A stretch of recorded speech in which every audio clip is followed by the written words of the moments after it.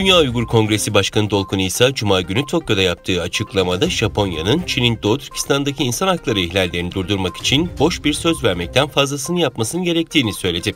Dolkun İsa, parlamento üyeleriyle görüşmek için Japonya'ya geldiğini ve hükümeti Çin'in Uygurlara ve diğer Müslümanlara yönelik muamelesi konusunda Birleşmiş Milletler İnsan Hakları Yüksek Konseyi'nde bir tartışma için baskı yapmaya çağırdığını söyledi. İsa, gazetecilere verdiği demeçte Japonya'nın konuyla ilgili önergeleri ve açıklamaları boş bir vaat, devam eden soykırımı durdurmaya yetmez dedi.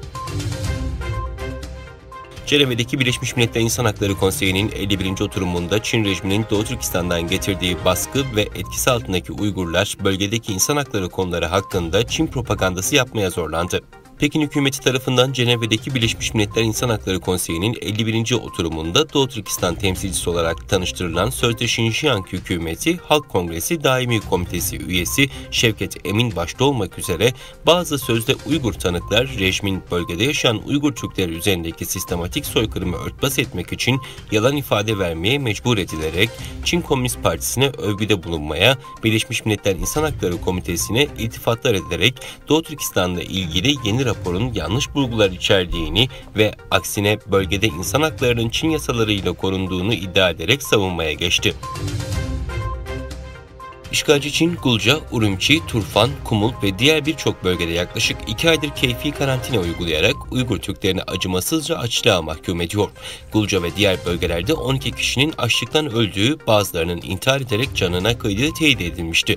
Özgür Asya Radyosu'nda 29 Eylül'de yer alan haberlere göre Hota'nın Guma ilçesinde uygulanan sözde ilaçlama uygulamaları sonucu 13 kişinin zehirlenerek öldüğü doğrulandı. İşgalinden bu yana Doğu Türkistan'ın kaynaklarını talan eden sömürgeci Çin, enerji krizini çözebilmek için 4. akım yönlendirme boru hattının inşaat çalışmalarına başladı. 3340 kilometre uzunluğundaki boru hattı Doğu Türkistan'dan Çin'in batısındaki Ningxia bölgesine doğalgaz kaçırmak için kullanılacak. Çin'e göre 3340 kilometre uzunluğundaki bu boru hattıyla Doğu Türkistan'dan çıkan doğalgazı Çin'e taşıma yoluyla enerji dağılımında rasyonel bir uygulama yapılanması sağlanacak. Türkiye'de bulunan Uygur Türkleri, Endonezya'nın 3 Uygur Türk'ünü Çin'e iade etmesini İstanbul'da protesto ettiler. Bir Müslümanı faşist Çin'e teslim etmek, onu kasten öldürmek gibidir pankartıyla Endonezya'nın İstanbul Başkonsolosu önünde toplanan Uygur Türkleri, 3 Uygur Türk'ünün Çin'e teslim edilmesini protesto etti. Rusya Devlet Başkanı Vladimir Putin'in 21 Eylül'de ülkede kısmi seferberlik ilan etmesi sonrası Kazakistan'a geçen Rus vatandaşlarının sayısı 100.000'i geçti. Kazakistan'da günlük yaklaşık 13.000 Rus vatandaşı burada banka hesabı açtırmak, ikametgah veya ev almak için gerekli bireysel kimlik numarasına başvuruyor.